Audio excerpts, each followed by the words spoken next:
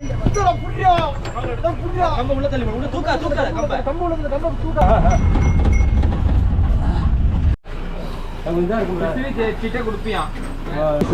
ഈ റൂട്ടിലാട്ടോ കടുവ ഇറങ്ങിയത്. നമ്മൾ ഗവിയിലെ ഗവി ഡാമിൻ്റെ തടാകത്തിൻ്റെ കരയിലാണ് കേട്ടോ ഇരിക്കണേ. നല്ല കാമായിട്ട് അറ്റ്മോസ്ഫിയർ. ഈ കാടിനെയൊക്കെ നോക്കി ഇങ്ങനെ ഇരിക്കാൻ നല്ല ഭംഗിയുണ്ട് ഗൈസ്. കണ്ടില്ലേ, എൻ്റെ മുന്നിലുണ്ടായ ഒരു കാഴ്ച നിങ്ങൾ കണ്ടോ? മൊത്തം കാടാണ് കേട്ടോ.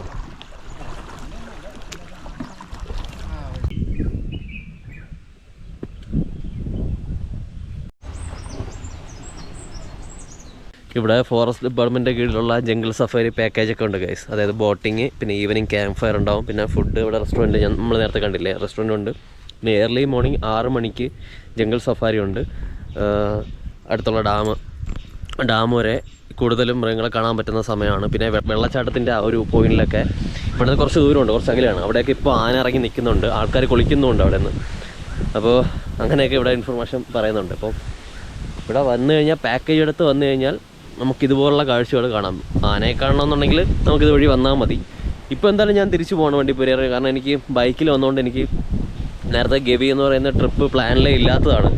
സോ പെട്ടെന്ന് പ്ലാൻ ചെയ്തതാണ്. വണ്ടിപ്പെരിയാറിൽ നിന്നും ജസ്റ്റ് 28 കിലോമീറ്റർ മാത്രമേ ഉള്ളൂ എന്നറിഞ്ഞുകൊണ്ട് പെട്ടെന്ന് പ്ലാൻ ചെയ്തതാണ്. തെക്കടിയിൽ അധികം കാഴ്ചകൾ കാണാനില്ലാത്തതുകൊണ്ട് ഞാൻ പെട്ടെന്ന് ഇങ്ങോട്ടേക്ക് പോകുന്നതാണ്. ഇനി ഇവിടെ നിന്ന് പത്തനംതിട്ട 100 കിലോമീറ്ററിന് മേലെ ഉണ്ട് കേട്ടോ ഗൈസ്. ഇതാണ് പത്തനംതിട്ടയ്ക്ക് പോകുന്ന വഴി. ഇങ്ങോട്ടാണെങ്കിൽ വണ്ടിപ്പെരിയാർ. ഈ റോഡെന്ന് പറയുമ്പോൾ എപ്പോഴും വൺ വേ ആണ് കേട്ടോ. നമുക്ക് പത്തനംതിട്ടയിൽ നിന്ന് മാത്രം, അതായത് അല്ലെങ്കിൽ ആങ്ങമൊഴിയിൽ നിന്ന് മാത്രമേ നമുക്ക് ചെക്ക് പോസ്റ്റ് വഴി ഇങ്ങോട്ടേക്ക് പ്രൈവറ്റ് വെഹിക്കിൾ വരാൻ പറ്റുള്ളൂ. KSRTC മാത്രമേ ഉള്ളൂ അവിടെ നിന്ന് വണ്ടിപ്പെരിയാറിൽ നിന്ന് പത്തനംതിട്ട റൂട്ട് പോകുന്നത്. KSRTC മാത്രമേ ഉള്ളൂ. അതുവഴി മാത്രമേ നമുക്ക് പത്തനംതിട്ടയിലേക്ക് പോകാൻ പറ്റുള്ളൂ. ഞാനിപ്പോൾ അങ്ങനെ ആ റൂട്ടിലാണ് വന്നത്. ഇപ്പോൾ ഞാൻ വന്നിട്ട് ഇതാ ഗവിയിൽ ഇറങ്ങി തിരിച്ച് വീണ്ടും വണ്ടിപ്പെരിയാർ പോയി. എനിക്ക് ചെക്ക് പോസ്റ്റിന് അപ്പുറത്ത് വള്ളക്കടം എന്ന് പറയുന്ന ജംഗ്ഷനിലാണ് ഞാൻ ഒരു വീട്ടിൽ വണ്ടി വെച്ചേക്കുന്നത്. ഇപ്പോൾ മണി 4 മണി 4:15 ആയിട്ടുള്ളൂ. 4:45 അല്ലെങ്കിൽ 5 മണിക്കുള്ളിൽ ബസ് വരും. അപ്പോൾ ഇനി അങ്ങോട്ട് ഇനി പത്തനംതിട്ട റൂട്ടിലേക്ക് ഇനി ബസ്സില്ല. ലാസ്റ്റ് ബസ് പോയി കഴിഞ്ഞു. ഇവിടെ നിന്ന് അങ്ങമൊഴി പോകണമെങ്കിൽ തന്നെ 2.5 മണിക്കൂർ സമയമുണ്ട്. അപ്പോൾ അവിടെ നിന്ന് ഇങ്ങോട്ട് വരുന്നതായിരിക്കും കുറച്ചുകൂടെ നല്ല. കൂടുതൽ കാഴ്ചകൾ പത്തനംതിട്ട റോഡിലാണ്. അപ്പോൾ ഞാൻ ആ കാഴ്ചകൾ ഇപ്പോൾ കാണുന്നില്ല. ഇനി അടുത്ത തവണ വരുമ്പോഴത്തേക്ക് കാണാം. ഇപ്പോൾ ബൈക്ക് അപ്പുറത്തിരിക്കുന്നുണ്ട്, അതും കൂടെ എടുത്തിട്ട് വേണം പോകാൻ. ഗൈസ് ഞാൻ അങ്ങനെ ബസ് നോക്കി വെയിറ്റ് ചെയ്തിട്ടിരിക്കുകയാണ്. അങ്ങനെ ഫോറസ്റ്റിൻ്റെ വണ്ടി കണ്ടു. ഇവർ ചെക്ക് പോസ്റ്റിലേക്കാണ് കേട്ടോ പോകണേ.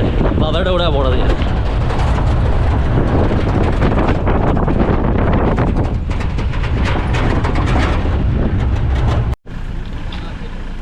ഈ പശു താണ്ട വയ്യാതെ കിടക്കുകയാണ് കേട്ടോ. താഴെ വീണിട്ട് എണീക്കാൻ പറ്റാതെ കിടക്കുക. വന്നപ്പോഴും നമ്മൾ കണ്ടതാണ്. എന്നാ പറ്റിയത്? മേലെ എന്തോന്ന് വീണതാ?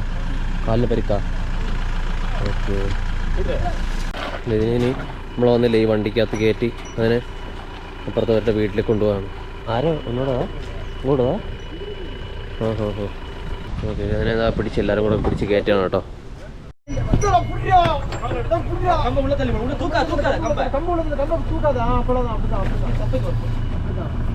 എല്ലാവരും കൂടെ പിടിച്ചാൽ മാത്രമേ ഈ ഒരു പശുവിനെ നമുക്ക് വണ്ടിയുടെ ഉള്ളിലേക്ക് കയറ്റാൻ പറ്റുള്ളൂ. അങ്ങനെ ക്യാമറയൊക്കെ മാറ്റി വെച്ചിട്ട് ഞങ്ങൾ എല്ലാവരും കൂടെ നല്ല പണിപ്പെട്ട് തന്നെ ആ ഒരു പശുവിനെ ഉള്ളിലേക്ക് കയറ്റി കേട്ടോ വണ്ടിയുടെ.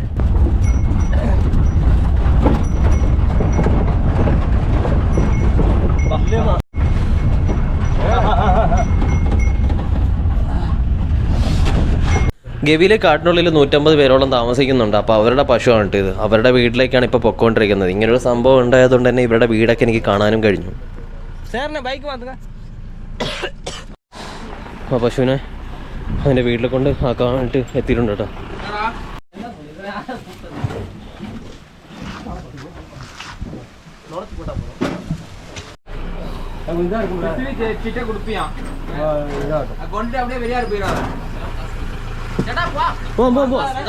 എനിക്ക് കുഴപ്പമില്ല. അങ്ങനെ പശുവിനെ സേഫായിട്ട് കൊണ്ട് അവരുടെ വീട്ടിൽ കൊണ്ടിറക്കിയിട്ടുണ്ട്. പിന്നെ നാളെ വല്ലതും ഡോക്ടർ വരും. ഡോക്ടർ വന്നാലേ നോക്കാൻ പറ്റുള്ളൂ കേട്ടോ. ഇവരുടെ വീടും കുടിയൊക്കെ കാണാൻ പറ്റി കണ്ടോ. ഇവിടെ ഒരു 100-150 മനുഷ്യർ താമസിക്കുന്നുണ്ട്.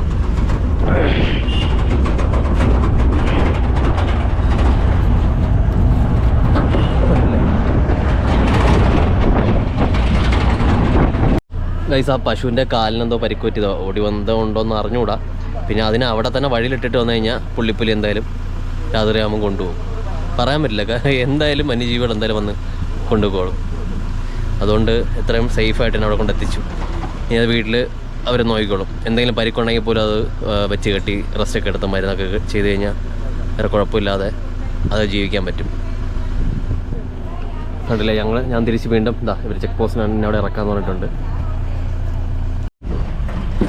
കണ്ടില്ലേ, നമ്മൾ ഫ്രണ്ടിൽ കാണുന്ന ആ മലയുടെ മേളിൽ ആൾക്കാർ നിൽക്കുന്ന ഇവിടെ നോക്കിയാൽ കാണാം. ക്യാമറയിൽ എത്രത്തോളം വിസിബിൾ ആണെന്ന് അറിഞ്ഞുകൂടാ. അല്ലേ, അങ്ങോട്ട് ട്രക്കിങ്ങിനൊക്കെ പോകുന്ന ആൾക്കാരാട്ടോ. കണ്ടില്ല, അതിൻ്റെ ടോപ്പിൽ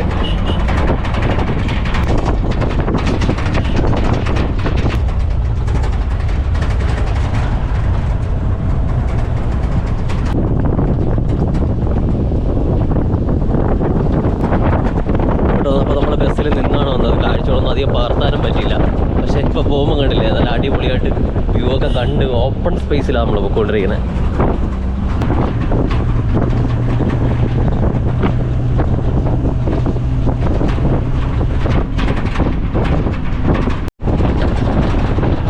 അങ്ങനെ ഫോറസ്റ്റിൻ്റെ വണ്ടിയിൽ 18 കിലോമീറ്റർ യാത്ര ചെയ്ത് വള്ളക്കടവ് ചെക്ക് പോസ്റ്റൊക്കെ പാസ് ചെയ്ത് ഞാനിങ്ങനെ 2 സൈഡിൽ നോക്കി വരികയാണ്. കാരണം എൻ്റെ വണ്ടി ഈ സ്ഥലത്ത് എവിടെയോ ആണ് ഒരു വീട്ടിൽ ഞാനിങ്ങനെ വെച്ചത്. ആ സ്ഥലം ഇങ്ങനെ നോക്കിക്കൊണ്ടിരിക്കുകയാണ്.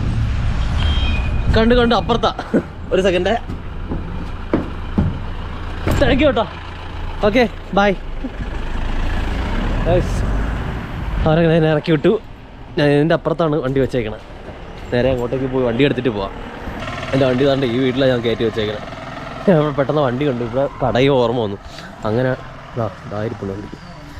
ഗൈസ്, അങ്ങനെ ഈ വീട്ടിലാണ് ഞാൻ വണ്ടി വെച്ചിരുന്നത്. ഇവിടുത്തെ ചേട്ടനൊക്കെ ടാക്സൊക്കെ പറഞ്ഞ് ഞാൻ അപ്പോൾ തിരിച്ചിവിടെ നിന്ന് പോവാണ്. ഇവിടെ നിന്ന് നേരെ വണ്ടിപ്പെരിയാർ, അവിടെ നിന്ന് നേരെ കുട്ടിക്കാനത്തേക്കാണ് കേട്ടോ പോകാൻ പോണത്. വരാൻ വേണ്ടി ഇരുന്ന ബസ്സാട്ടോ ഇത്, കണ്ടില്ലേ.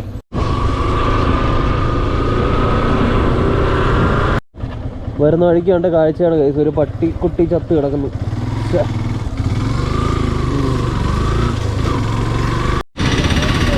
വണ്ടിപ്പെരിയാർ എത്തിയിട്ടുണ്ട് ഗൈസ്. ഇനി ഞാൻ ഇവിടെ നിന്ന് നേരെ കുട്ടിക്കാനത്തേക്കാണ് കേട്ടോ പോണത്.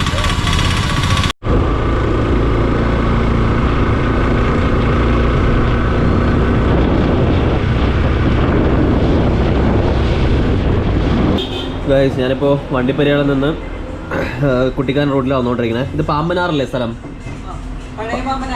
പാമ്പനാർ, പഴയ പാമ്പനാർ എന്ന് പറയുന്ന സ്ഥലത്ത് പൊറോട്ടയും നല്ല സൂപ്പർ ബീഫ് കറിയും കഴിച്ചുകൊണ്ടിരിക്കുക കേട്ടോ.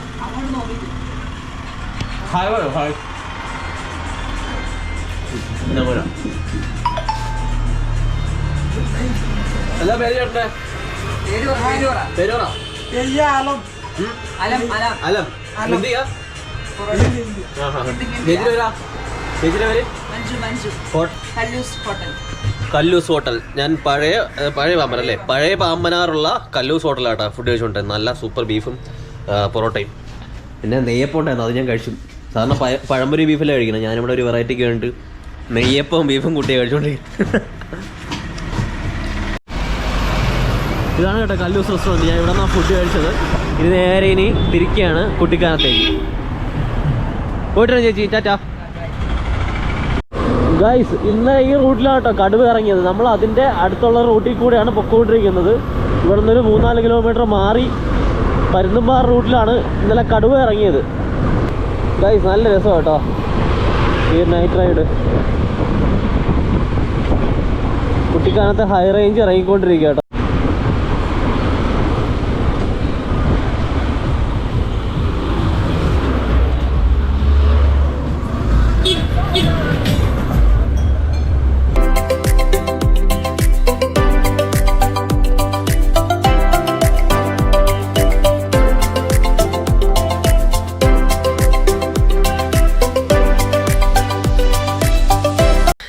അപ്പോൾ ഫ്രണ്ട്സ്, ഞാനിതാ ട്രാവൽ ചെയ്ത് ഇപ്പോൾ എരുമേലി എത്തിയിട്ടുണ്ട്. അപ്പോൾ ഇവിടെ അയ്യപ്പ ഭക്തന്മാരൊക്കെ ഇങ്ങനെ നടന്നു പോകുന്നുണ്ട്. അപ്പോൾ ഇവരുടെ ഇടത്താവളം കാര്യങ്ങളൊക്കെ ഇവിടെ അടുത്ത് തന്നെയാണ്. അപ്പോൾ ഇവിടെ ആൾക്കാരൊക്കെ വന്ന് താമസിക്കുകയും ശബരിമല പോകുന്നവരും പോയിട്ട് വരുന്നവരൊക്കെ തന്ന് താമസിക്കുന്ന ഒരു സ്ഥലം കൂടിയാണ്.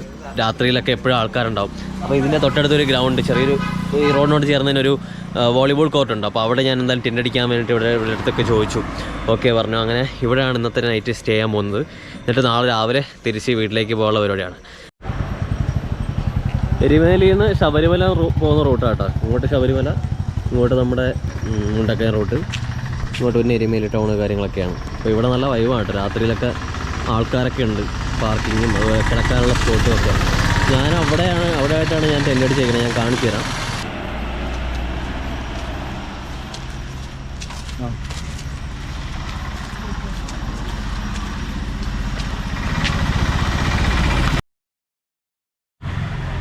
ഹായ് ഫ്രണ്ട്സ്, ഞാനിപ്പോൾ ഉള്ളത് എരിമേലിയിലാണ് കേട്ടോ.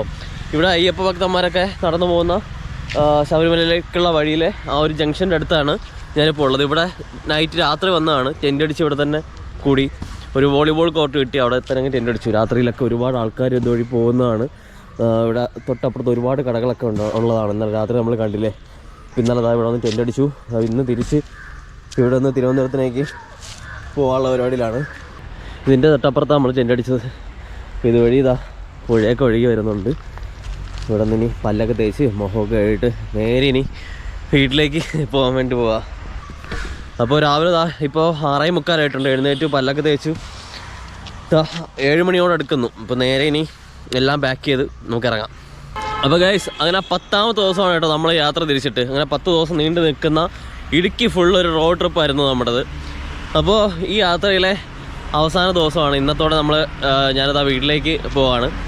അപ്പോൾ ഈ യാത്രയിൽ ഇതുവരെ കിട്ടാതിരുന്ന അല്ലെങ്കിൽ ഇതുവരെ എക്സ്പീരിയൻസ് ചെയ്യാതിരുന്ന പല കാര്യങ്ങളും ഈ ഒരു യാത്രയിലൂടെ എക്സ്പീരിയൻസ് ചെയ്യാൻ പറ്റി. യാത്രകൾ അങ്ങനെയാണ്, ഓരോ യാത്രയും വ്യത്യസ്തമാണ്. നമ്മൾ പ്രതീക്ഷിക്കുന്ന ഒന്നാണെങ്കിൽ ആ യാത്രയിലൂടെ നമുക്ക് കിട്ടുന്നത് മറ്റൊന്നാണ്. ജീവിതം എന്ന് പറയുമ്പോൾ തന്നെ ഇങ്ങനെ തന്നെയാണ്. യാത്രകളോട് പാഷനും അങ്ങേയറ്റം അഡ്വഞ്ചറും തോന്നി അതിനോട് ഇറങ്ങിത്തിരിക്കുന്ന വിധത്തിലാണ് ഞാൻ. യാത്രകളോടുള്ള കൊതി എനിക്ക് ഒരിക്കലും മാറില്ല. സോ എന്തായാലും ഈ യാത്രയിൽ ഞാൻ നേരെ ഇനി വീട്ടിലേക്കാണുള്ളത്. സോ നേരെ ഇനി വീട്ടിലേക്ക് പോവാം.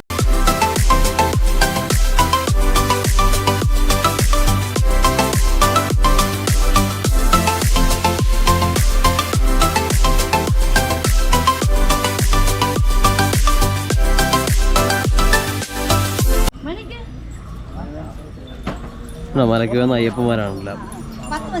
ഇതുവഴിയാണ് പോകണ്ടേ. ഇവിടെ ചെന്നിട്ട് അവിടെ നടന്നു പോകുന്നില്ലേ, ഒന്ന് വരയ്ക്കും. അപ്പോൾ ഗൈസ്, ഞാനിന്നലെ സ്റ്റേ ചെയ്ത് ഇവിടെയാണ്. ഇതാണ് സ്ഥലം. ചാച്ചി സ്റ്റോഴ്സിൻ്റെ ഫ്രണ്ടിൽ ഓപ്പോസിറ്റ്. ഓക്കെ, ഇനി ഞാനിവിടെ നിന്ന് വണ്ടി എടുത്തിട്ട് പോകാൻ വേണ്ടി പോകണം കേട്ടോ. നമുക്ക് പോകേണ്ടത് അങ്ങോട്ടേക്കാണ്. പോട്ടേടാ.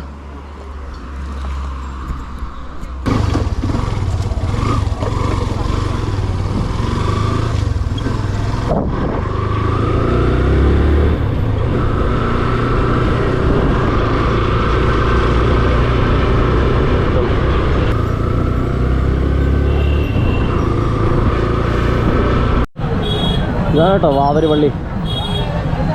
വാവരുപള്ളിയിൽ പേട്ട തുള്ളാൻ വേണ്ടിയിട്ട് പോകുന്ന ആൾക്കാരാട്ടോ. അതാണ് ഇവിടെ നല്ല തിരക്കുള്ളത് കേട്ടോ. പേട്ട തുള്ളൽ കണ്ടിട്ടില്ല എന്നുണ്ടെങ്കിൽ എപ്പം കാണിച്ചു തരാം കേട്ടോ. നല്ല തിരക്കാണ് കേട്ടോ ഇവിടെ.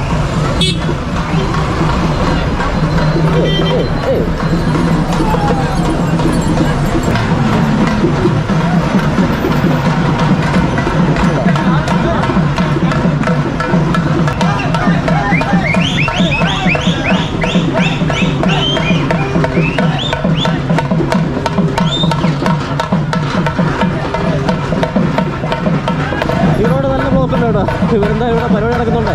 വൺ സൈഡ് മാത്രമേ പോകുന്നുള്ളൂ, ബാക്കി വൺ വേ ആണ്.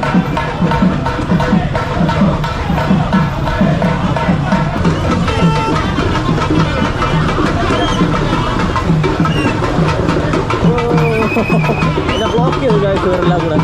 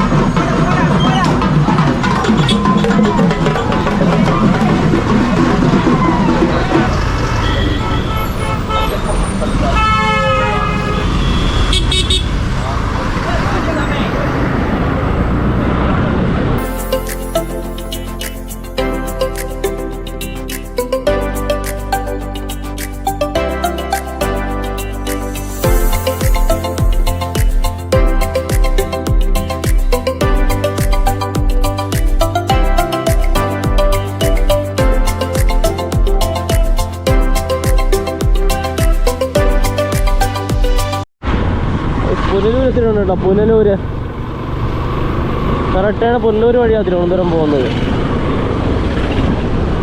ഇവിടെ നിന്ന് നേരെ ഇടത്തോട്ട്.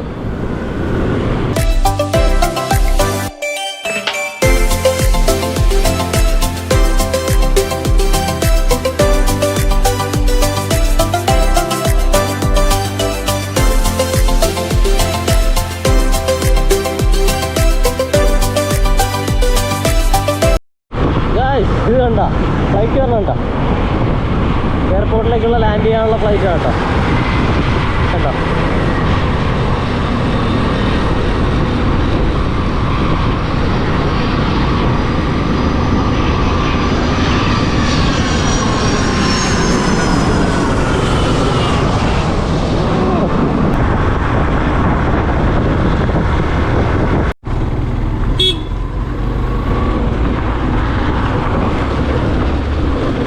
ഗൈസ്, അങ്ങനെ 9 ദിവസത്തെ ഇടുക്കി യാത്രയ്ക്ക് ശേഷം ഞാൻ എന്താ വീട്ടിൽ തിരിച്ചെത്തിയിട്ടുണ്ട്.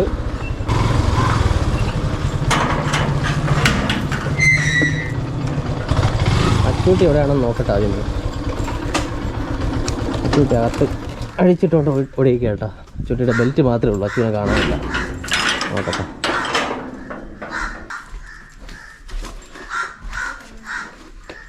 അച്ചോ അച്ചേ വാടാ, വന്നടാ അച്ചൂട്ടാ വന്നടാ.